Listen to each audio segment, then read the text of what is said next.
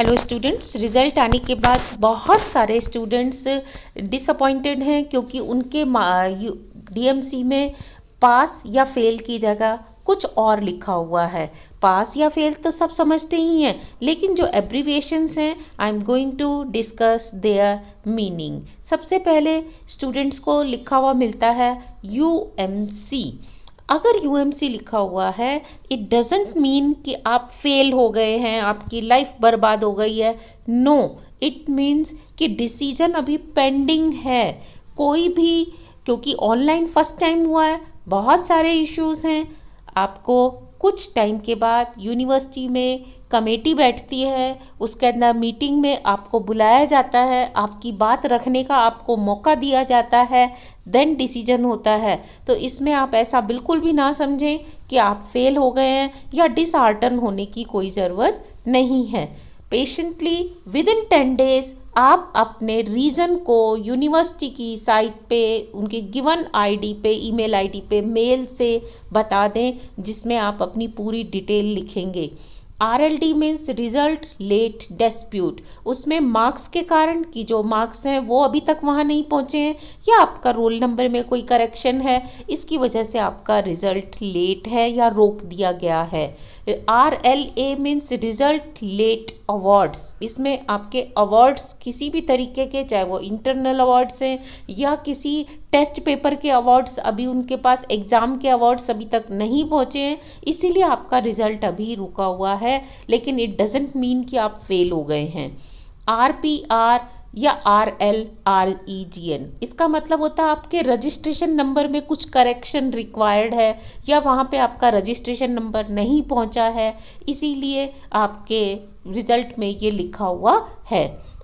Next RLE means result let not eligibility awards. Means आपका जो result है वो अवार्ड्स की इन एलिजिबिलिटी के कारण रोका गया है, किसी भी तरीके का उसमें कोई ना कोई डिस्प्यूट है इसीलिए, लेकिन आप फेल नहीं हुए हैं।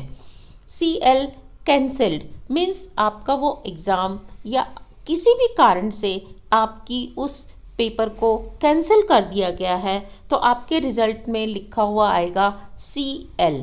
तो CL से भी आपने यही देखना है कि वो आपका पेपर कैंसिल है। Next FT means fail in theory.